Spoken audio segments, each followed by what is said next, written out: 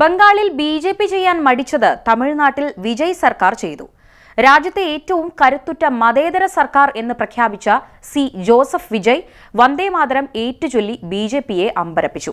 പരമ്പരാഗത രാഷ്ട്രീയ കുടുംബങ്ങൾക്ക് ഇനി തമിഴ്നാട്ടിൽ സ്ഥാനമില്ലെന്ന് വിജയ് മുന്നറിയിപ്പ് നൽകി. സ്ത്രീ സുരക്ഷയ്ക്കും ലഹരിക്കടത്ത് തടയാനും പ്രത്യേക സ്ക്വാഡുകൾ പ്രഖ്യാപിച്ച് വിജയ് സർക്കാർ തമിഴ് ഭരണത്തിന് തുടക്കമിട്ടു.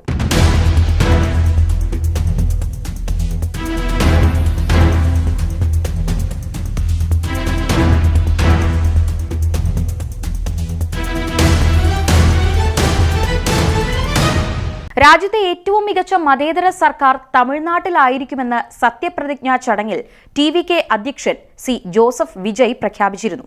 എന്നാൽ തമിഴ്നാട് മുഖ്യമന്ത്രിയായി സി ജോസഫ് വിജയ് സത്യപ്രതിജ്ഞ ചെയ്ത അതേ ചടങ്ങിൽ വന്ദേമാതരം പൂർണ്ണ രൂപത്തിൽ ആലപിച്ചത് രാഷ്ട്രീയ ചർച്ചയായി മാറിയിരിക്കുകയാണ്.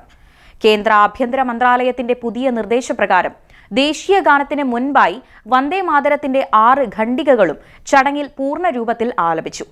1950 ഭരണഘടനാ അസംബ്ലി അംഗീകരിച്ച 2 ഖണ്ഡികകൾ മാത്രം ആലപിക്കുന്ന രീതിയിൽ നിന്ന് മാറി വന്ദേമാതരത്തിന് ദേശീയ ഗാനത്തിന് തുല്യമായ നിയമപരിരക്ഷ നൽകുന്ന കേന്ദ്രത്തിന്റെ പുതിയ നിലപാട് വിജയ് സർക്കാർ പൂർണ്ണമായും നടപ്പിലാക്കി.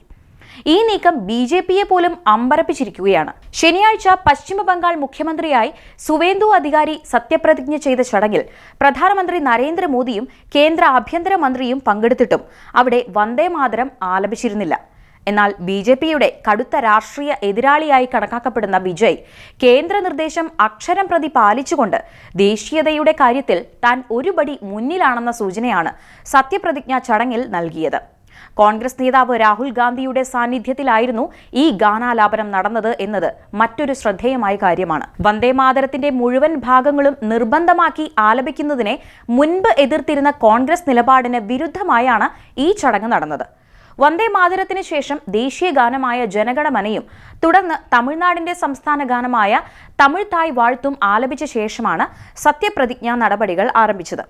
തന്റെ രാഷ്ട്രീയ നിലപാടുകളിൽ വിട്ടുവീഴ്ചയില്ലാത്ത മതേതരത്വവും സാമൂഹിക നീതിയും ഉയർത്തിപ്പിടിക്കുമെന്ന് പ്രഖ്യാപിക്കുമ്പോഴും ദേശീയ പ്രതീകങ്ങളെയും നിയമങ്ങളെയും മാനിച്ചുകൊണ്ടുള്ള വിജയുടെ ഈ തന്ത്രപരമായ നീക്കം തമിഴ്നാട് രാഷ്ട്രീയത്തിൽ പുതിയൊരു ശൈലിക്ക് തുടക്കമിട്ടിരിക്കുകയാണ്. സ്വാതന്ത്ര്യ സമരത്തിൽ നിർണായക പങ്കുവഹിച്ച വന്ദേമാതരത്തിന്റെ 150-ാം വാർഷികം കേന്ദ്രം ആഘോഷിക്കുകയാണ്. ഏതാനും ദിവസങ്ങൾക്ക് മുൻപ് വന്ദേമാതരത്തിന് ദേശീയ ഗാനത്തിന് തുല്യമായ നിയമപരിരക്ഷ നൽകുന്നതിനായി 1971 നിയമത്തിൽ ഭേദഗതി വരുത്താൻ കേന്ദ്ര മന്ത്രിസഭ അംഗീകാരം നൽകിയിരുന്നു. തമിഴ്നാട് മുഖ്യമന്ത്രിയായി സത്യപ്രതിജ്ഞ ചെയ്തതിന് തൊട്ടു പിന്നാലെ ഗാർഹിക ഉപഭോക്താക്കൾക്ക് 200 യൂണിറ്റ് സൗജന്യ വൈദ്യുതി നൽകുന്ന പദ്ധതിയുടെ ഫയലിൽ വിജയ് ഒപ്പുവെച്ചു. കൂടാതെ സ്ത്രീ സുരക്ഷയ്ക്കായി ഒരു പ്രത്യേക സ്ക്വാഡും ലഹരിവിരുദ്ധ സ്ക്വാഡും രൂപീകരിക്കുന്നതിനുള്ള ഉത്തരവിലും പുതിയ മുഖ്യമന്ത്രി ഒപ്പിട്ടു. തന്റെ തിരഞ്ഞെടുപ്പ് വാഗ്ദാനങ്ങൾ വേഗത്തിൽ നടപ്പിലാക്കുന്നതിന്റെ ഭാഗമായി നിർണായകമായ ഏതാനും ഫയലുകളിലാണ് അദ്ദേഹം ആദ്യമായി ഒപ്പുവെച്ചത്. സത്യപ്രതിജ്ഞയ്ക്ക് ശേഷം നടത്തിയ ആദ്യ പ്രസംഗത്തിൽ പരമ്പരാഗത രാഷ്ട്രീയ എതിരാളികൾക്ക് താൻ ഇനി വലിയൊരു വെല്ലുവിളിയായിരിക്കുമെന്ന സൂചന വിജയ് നൽകി. ഒരു രാജപരമ്പരയിൽ നിന്നോ രാഷ്ട്രീയ പാരമ്പര്യത്തിൽ നിന്നോ വന്നവനല്ലെന്നും ആ വേരുകളാണ് ജനങ്ങൾ തന്നെ അംഗീകരിക്കാൻ കാരണമെന്നും അദ്ദേഹം എതിരാളികളെ ഓർമ്മിപ്പിച്ചു. തമിഴ്നാട് മുഖ്യമന്ത്രിയായി നടത്തിയ തന്റെ ആദ്യ പ്രസംഗത്തിൽ യുവ അനുയായികൾക്ക് ഒരു വാഗ്ദാനം നൽകിക്കൊണ്ട് സി ജോസഫ് വിജയ് പറഞ്ഞു, "വിജയ് മാമ നിങ്ങൾക്ക് നല്ലതെല്ലാം ചെയ്യും. നിങ്ങളാണ് എൻ്റെ ജീവൻ. തന്റെ പാർട്ടി പ്രവർത്തകരില്ലാതെ താൻ ഒന്നുമല്ല" എന്ന് ടി.വി.കെ അധ്യക്ഷൻ കൂട്ടിച്ചേർത്തു. ഇതൊരു പുതിയ തുടക്കമാണ്. യഥാർത്ഥവും മതേതരവുമായ സാമൂഹിക നീതിയുടെ പുതിയൊരു കാലഘട്ടം ഇവിടെ ആരംഭിക്കുന്നുവെന്ന് വിജയ് സിനിമാ തിരക്കഥയെ വെല്ലുന്ന തരത്തിൽ ഉച്ചത്തിൽ പ്രഖ്യാപിച്ചപ്പോൾ തമിഴ് ജനത അത് നെഞ്ചിലേറ്റുന്ന കാഴ്ചയായിരുന്നു സത്യപ്രതിജ്ഞാ ചടങ്ങ്. വിജയുടെ മാതാപിതാക്കളും മുതിർന്ന കോൺഗ്രസ് നേതാവ് രാഹുൽ ഗാന്ധിയും പങ്കെടുത്ത ചടങ്ങിലാണ് അദ്ദേഹം മുഖ്യമന്ത്രിയായി സത്യപ്രതിജ്ഞ ചെയ്തത്. Governor R.V. അർലേക്കർ വിജയും 9 മന്ത്രിമാരും അടങ്ങുന്ന മന്ത്രിസഭയ്ക്ക് സത്യവാചകം ചൊല്ലിക്കൊടുത്തു.